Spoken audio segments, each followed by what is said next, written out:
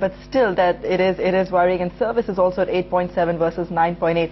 So that's the other thing probably that the market has picked up. Let's get in another reaction as well right now. Ashok Chawla, the Finance Secretary, speaking on those numbers.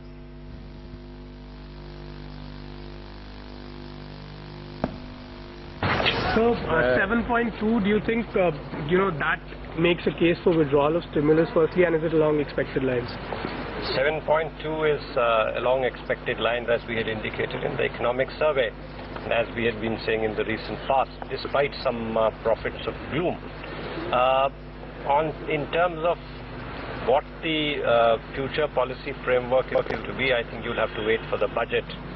And let's see how it plays out when the document is presented by the Finance Minister to Parliament. So services sector has seen, I mean, at least estimated a bit of a dip. Is that some sort of a concern compared to last year? See, this is an advance estimate. What normally we see when the final numbers come out for the fourth quarter, third quarter and fourth quarter is that there is an upward bias in the advance estimates which are presented, and we are sure that this time also the same is going to happen. But as for marginal movements in various sectors, that's I think part of the story. What we are very comfortable and reasonably happy with is agriculture is just about zero. It's not gone into the negative territory, and once the fourth quarter numbers come, we are hopeful that the agriculture number, if anything, will be slightly better. That was going to be my next question. The Rabi crop we are expecting to be much better than what we've seen, because the last Q3 GDP is likely to be affected adversely by the shortfall in agricultural production. So is the Rabi crop going to be significantly better?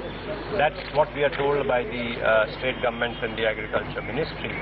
And so while the third quarter will be somewhat adverse for agriculture, the fourth quarter we are expecting it to be much better, more robust, and so therefore overall agriculture is not going to see the kind of dip which was initially put out by some of the people. So last question, the RBI has signaled its concern on inflation with a tightening of liquidity.